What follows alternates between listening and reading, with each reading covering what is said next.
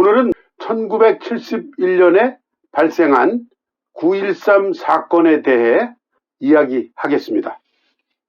마오쩌둥이 의도한 바대로 문화혁명을 성공적으로 발동시키고 추진해서 1인 독재 권력체제를 공고히 한 후에 세력이 커진 린비아오를 의심하고 경계하기 시작합니다. 발단이 된 사건은 린비아오가 류샤오치 사망 이후에 폐기된 국가주석직을 다시 부활시키고 마오쩌둥이 그 직을 맡아야 한다고 주장을 하면서부터입니다.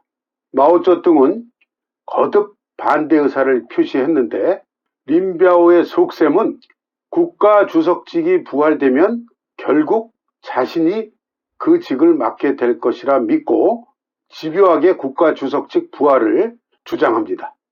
린비아오는 1970년 4월에 개최된 제4차 전국인민대표대회에서 개정할 헌법 초안에 국가주석직 신설 규정을 포함하자고 제안합니다. 단 마오는 단호하게 거절하고 이때부터 린비아오를 의심하고 견제하기 시작합니다. 이 무렵 마오쩌둥의 태도 변화 중 뚜렷한 것은 문화혁명 초기에는 스스로 즐기던 홍위병 접견 등 자신에 대한 우상화 노름에 실증내고 비판하기 시작합니다. 문혁 초기에는 린비아오가 옆에서 부추기면서 홍위병 노름을 마오쩌둥도 상당히 즐겼습니다. 이러던 마오쩌둥이 자기 소기의 목적이 달성되고 그러니까 실증을 내고 심지어는 짜증을 내고 비판하기도 합니다. 대표적인 사례를 몇 개 보면은 1970년 4월 초에 인민일보 보도용 레닌 탄생 100주년 기념 문장 초고를 본 후에 이런 말을 합니다. 이런 표현들은 모두 쓸데없는 것이고 사람들의 반감을 살 것이다. 이런 류의 표현을 쓰지 말라고 내가 수도 없이 말했으나 들은 척도 하지 않는다. 대체 왜 이러는가? 라고 이렇게 피시라고 그러죠. 거기다 이렇게 자기 의견을 그렇게 적습니다. 그리고 같은 해, 같은 달이죠. 1970년 4월 하순에 개최된 정치국 회의에서 이렇게 말합니다. 손권은 조조에게 황제가 되라고 권했다. 이 말을 들은 조조는 손권이 나를 화롯불 위에 올려놓고 구워 죽이려 한다고 말했다. 나는 당신들에게 손권이 되지 말라고 권하고 싶다. 하고 말을 합니다. 이것은 마오쩌둥이 린비아오가 주장하는 국가주석직 부활에 반대한다는 의사를 명확하게 표시한 것이었죠. 그렇지만 린비아오는 국가주석직 부활 주장을 굽히지 않았고 계속 그런 기우를 조성합니다. 결국은 이것이 마오의 의심과 숙청의 창끝을 자신에게로 향하게 하는 결과를 불러오게 되죠. 이와 같이 당의 주석인 마오쩌둥이 단호하게 거듭 거절 의사를 밝히고 있는데 당의 부주석인 린비아오와 그 패거리들이 계속 배후에서 국가주석직 부활을 주장하고 기우를 조성하고 있는 셈이죠. 이 같은 상황은 지극히 비정상적이고 어찌 보면 마오에 대한 도전이라고 간주할 수도 있는 그런 상황이죠. 1970년 8월 23일 장시성 루산에서 중공 국위 이중전회가 개막됩니다. 이 회의를 펑더와의 숙청의 계기가 된 1959년 루산회의와 구별하기 위해서 1970년 루산회의라 부릅니다. 그러니까 펑더화의의 숙청의 계기가 된 그 루산에서 이번에는 린비아오의 숙청의 발단이 되는 회의가 개최되는 거죠. 이 1970년 루산회의의 주요 의제는 곧 이어 개최될 제4기 전국인민대표대회에 제출할 헌법 초안 개정안과 전쟁 준비에 관한 안을 의논하기 위한 것이었습니다. 린비아오는 이 회의 시작 전부터 자신의 파벌을 총동원해서 조직적으로 국가주석직 부활이 필요하다는 기우를 조성합니다. 회의가 개막되는 8월 23일에는 회의 개막 전에 미리 마오쩌둥의 동의를 구하고 개회 선언 직후에 연단에 올라가서 첫 발언자로서 발언을 합니다. 약 1시간 30분 정도 발언이 계속되었는데 그 발언 내내 린비아오는 마오쩌둥의 천재성을 되풀이 강조하고 마오쩌둥의 당과 국가의 영도자 지위를 헌법 개정안에 포함해야 한다고 거듭 주장하고 강조하고 장광설을 늘어놓는 거죠. 그러나 마오쩌둥은 린비아오의 연설이 진행될수록 불쾌한 반응을 감추지 못하고 있었다고 합니다. 오후 3시 개회 직후 시작한 린비아오의 발언이 4시 30분도 더 지나서 끝난 후에 마오쩌둥이 불쾌한 기색을 감추지 못한 채로 다음 발언 예정자인 저올라이와 캉셩에게 퉁명스럽게 당신들 말하쇼. 그러자 이 두 사람이 마오쩌둥의 이 기색을 보고 눈치를 채고 이미 배부한 인쇄물 자료에 모든 내용이 들어있으므로 우리는 발언하지 않겠습니다 하고 대답하니까 마오쩌둥이 산회를 선포했다고 합니다. 마오쩌둥이 심사가 뒤틀린 거죠. 이처럼 마오쩌둥의 심사를 뒤틀리게 한 것은 린비아오의 연설이 끝나자마자 회의장 전체에서 열렬한 박수소리가 터져 나왔고 첫 줄에 앉아있던 시슈여우, 천슈렌 등 지방군구 사령관들이 잇따라 연단위로 올라가 린비아오와 악수를 하고 또 공군 총사령관 우파셴, 린비아오의 최측근입니다. 이 우파셴의 제안으로 중앙위원 전원이 다시 모여서 린비아오의 연설 녹음을 2번씩 다시 듣습니다. 그리고 그 다음날 진행된 조별 토론에서도 회의 참가자 거의 모두가 린비아오를 지지하고 옹호합니다. 마오쩌둥은 조직적으로 일사불란하게 진행된 린비아오파의 행동과 발언 내용들을 보고받은 후에 그 다음날 1970년 8월 25일이죠. 정치국 확대회의에서 자신이 국가주석을 맡지 않겠다는 뜻을 다시 한번 밝히면서 다음과 같이 이야기를 합니다. 내가 일찍 죽기를 바라지 않는다면 국가주석직 설치 문제를 다시 거론하지 말아라. 어쨌든 나는 맡지 않을 것이다. 그리고 린비아오에게 나는 자네도 국가주석을 맡지 않기를 권한다. 그래도 누가 국가주석직 설치를 주장한다면 그 사람이 맡도록 해라. 이런 식으로 계속 분란을 일으키면 나는 당 중앙 주석직도 사퇴하고 산에서 내려가 버리겠다. 꼭 강경하게 말합니다.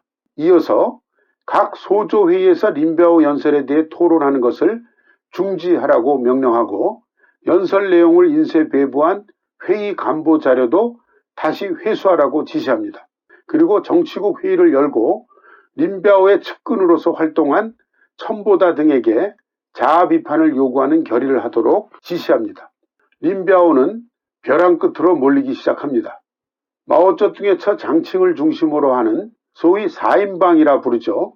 이 4인방은 원래 린비아오를 후계자로 당장에 넣어야 한다고 주장해서 관철시켰을 정도로 린비아오파와 돈독한 동맹 관계를 유지하고 있었지만 린비아오파를 제거하고 좌파 세력을 넓히기 위한 절호의 기회라 여기고 린비아오파를 비판하는 반대 논리를 펴기 시작합니다.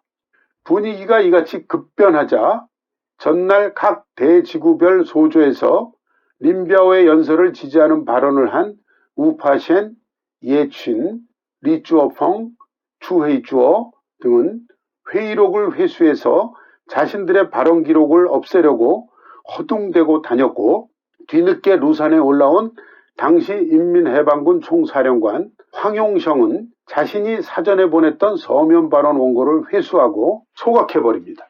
이후 마오쩌둥은 린비아오에 대한 불신과 의심을 노골적으로 표출하면서 숙청을 위한 기후 조성을 본격적으로 진행합니다. 당시 마오쩌둥의 비서실장 역할을 하고 있었던 중앙판공청 주임 왕동승의 회고에 의하면 9.13 사건이 발생하기 약 한 달 전 1971년 8월경에는 마오쩌둥이 린비아오에 관한 동향 보고를 듣고 나서 혼잣말로 이렇게 중얼거렸다고 합니다. 린비아오가 군사 쿠데타를 일으킬 경우 어느 군구 사령관이 가담할 것인가?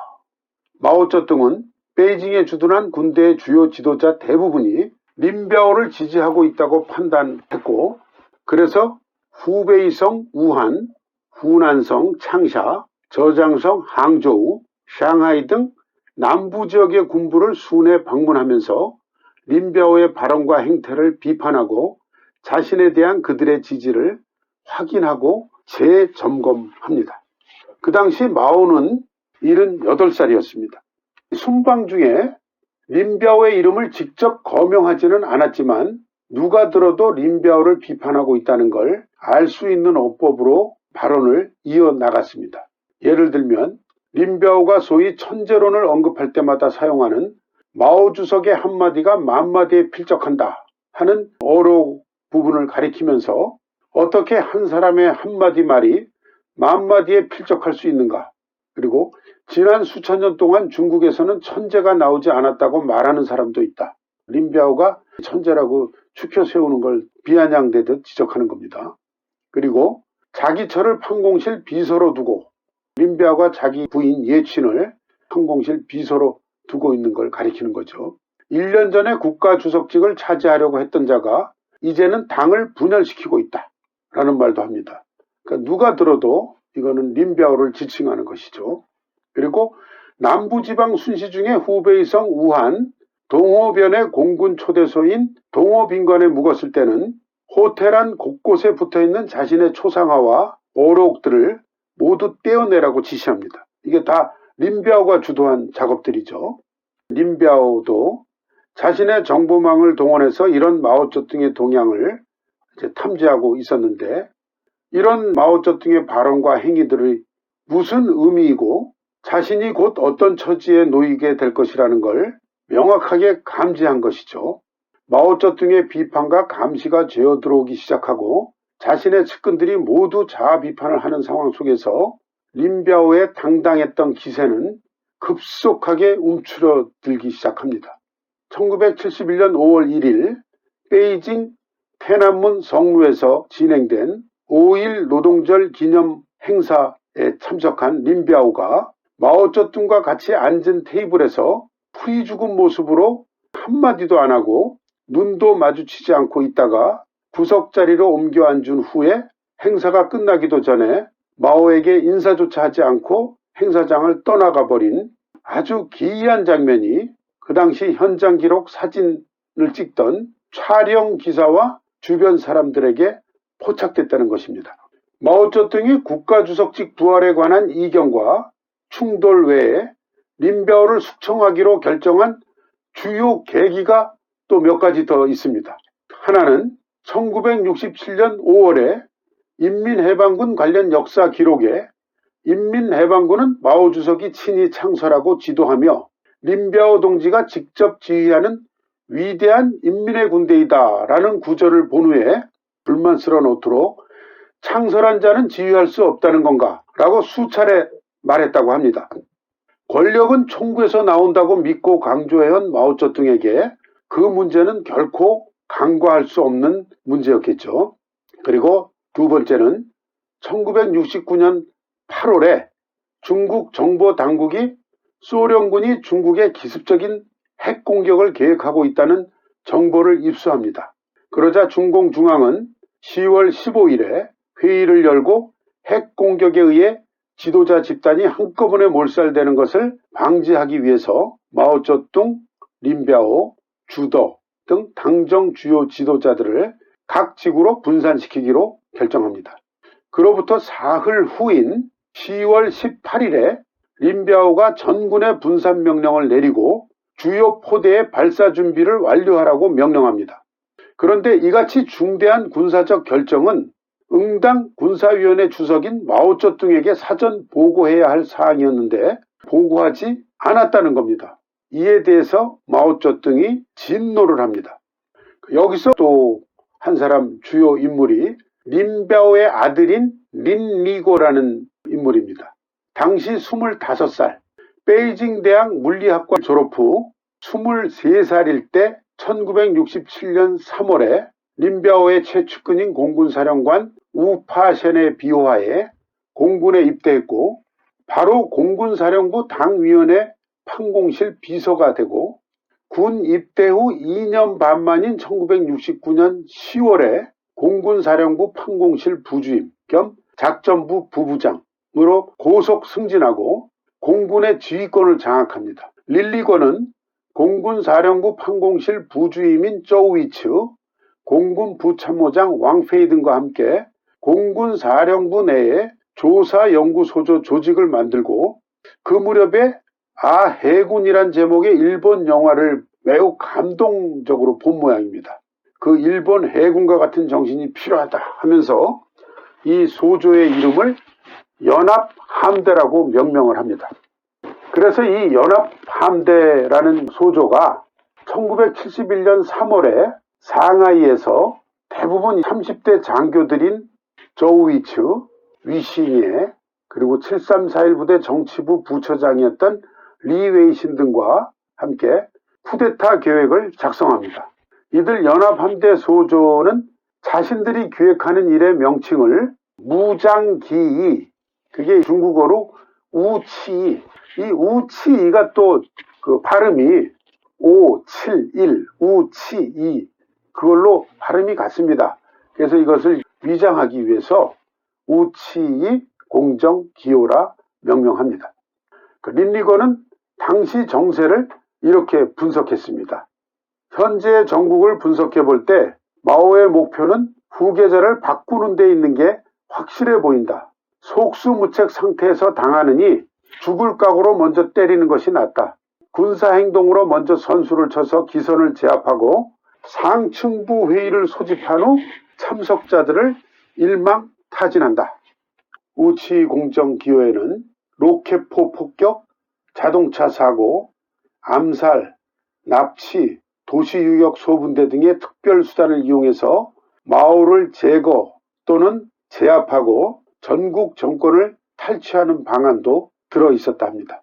그리고 여의치 않을 경우에는 광동성 광저우로 가서 제2의 당 중앙을 조직하고 할거 국면을 조성하고 소련의 힘을 빌린다는 시나리오도 포함되어 있었습니다. 구체적인 내용들은 슈우 첼리더 옌다이, 역사상 전례가 없었던 시대, 상하권으로 된 건데 지시천이라는 전 인민일보 기자가 문화혁명 시대에 자기가 찾아다니면서 취재했던 거, 인터뷰했던 거, 그리고 그 당시 그 보도했던 자료들을 모아서 정리한, 중국 내선 지금 절판된 책인데 제가 우연히 중국에 있을 때 이 책을 발견하고 열심히 보면서 정리를 하고 있습니다. 마오쩌둥은 1971년 8월 15일부터 9월 12일까지 청록색 전용 열차를 타고 남방 순시를 떠납니다. 베이징을 출발해서 후베이성 우한, 후난성 창샤, 장시성 난창, 그리고 저장성 항저우와 상하이를 방문하고 5개 대군구와 10개 성시 당정군 서기와 책임자들을 만나고 베이징으로 돌아온 날이 9월 12일, 그 다음날 린비아오가 몽골 초원에서 비행기 추락사고로 죽죠. 린비아오는 마오쩌둥이 남쪽 도시들을 순방하고 있는 이 기간 중에 마오쩌둥 암살을 도모하기로 결정하고 당시에 머물고 있던 피서지인 허베이성 베이따이허에서 자신의 아들인 린리거가 지휘하는 연합함대의 1급 전투태세 준비를 하라 하고 린리거와 저우이츠가 전달하는 명령에 따라 실행하라는 친필 메모를 줍니다. 린비아오의 친필 서신 내용에 이렇게 적혀 있는 거죠. 리거와 위츠, 조위츠죠. 의 명령에 따라서 행동하라. 린비아오 9월 8일 이렇게 되어 있습니다. 간단합니다. 그리고 9월 8일 이후에 린리거가 이 친필 명령서를 지니고 조위츠와 함께 당시 항저우에 있는 마오쩌둥이 베이징으로 돌아가는 열차가 상하이를 통과할 때 마오쩌둥을 제거하기로 결정하고 행동계획을 실행하는 데 필요한 사람들을 만나고 다닙니다. 그런데 마오쩌둥은 이미 자신의 정보망과 밀고자들의 제보에 의해서 린비아오와 예친 집단의 의심스러운 동태와 징후들을 파악 감지하고 9월 8일 오후에 비서실장 왕동승에게 열차를 즉시 저장성 항저우 남동쪽 닝보 방향으로 진행 방향을 바꾸라고 지시하고 9월 10일 정오 열차가 저장성 샤오싱에 도착하자마자 다시 열차를 북쪽 방향으로 돌려서 베이징으로 가라고 지시합니다. 그래서 9월 11일 밤 10시에 마오쩌둥을 태운 열차가 린리고 일당이 폭발 장치를 해둔 상하이 교회 슈어팡 철교를 통과합니다. 린비아오와 린리고의 마오쩌둥 암살 계획은 수포로 돌아간 것이죠. 열차가 계속 북진해서 산동성 진안역에 도착한 후에 마오쩌둥이 왕동싱에게 베이징 군구 사령관 리더성, 제2정치위원 지동퀴, 그리고 베이징시 제2서기 우더, 베이징 위수사령관 우종을 베이징 남쪽의 펑타이역에 대기하도록 연락하라고 지시합니다. 그리고 12일 오후 1시 10분에 마오쩌둥을 태운 전용 열차가 펑타이역에 도착합니다. 허베이성 바레만의 휴양지인 베이다이허에서 아들 린리고의 보고와 마오쩌둥의 이동 동선과 접견자들과 어떤 대화를 나누었는가, 그런 동향을 수집 파악하고 있던 린비아오와 그의 처 예취는 마오쩌둥을 태운 전용 열차가 이미 베이징으로 돌아왔다는 정보를 접한 후에는 거의 공황 상태에 빠집니다. 황망하게 비행기를 동원해서 국외 탈출을 시도하죠. 바로 그 다음 날입니다. 9월 13일에 새벽에 허베이성 베이다이허 군용 비행장에서 처 예친과 아들 릴리고와 함께 영국제 트라이던트 항공기였습니다. 그 군용기를 타고 소련으로 탈출을 시도했으나 타고 가던 군용기가 몽골인민공화국 운드르한 초원에 추락하면서 탑승자 전원이 사망했다고 발표됩니다. 여기에 대해서는 여러 가지 의심과 썰들이 있습니다만은 일단 공식 기록이라고 할 수 있는 그 기록에 의하면 이렇다는 것이죠.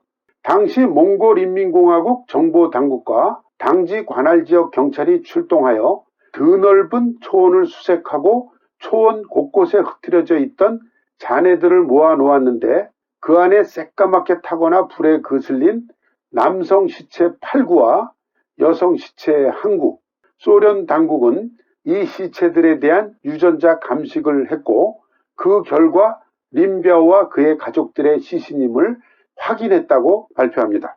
네, 다음 30회에서는 린비아오의 9.13 사건으로 인해서 매우 큰 충격을 받은 마오쩌둥이 문화혁명 발발 이후 장시성의 트랙터 공장에 하방시켜서 노동 개조 중이던 덩샤오핑을 다시 베이징으로 불러들이는 이야기 중심으로 진행하겠습니다.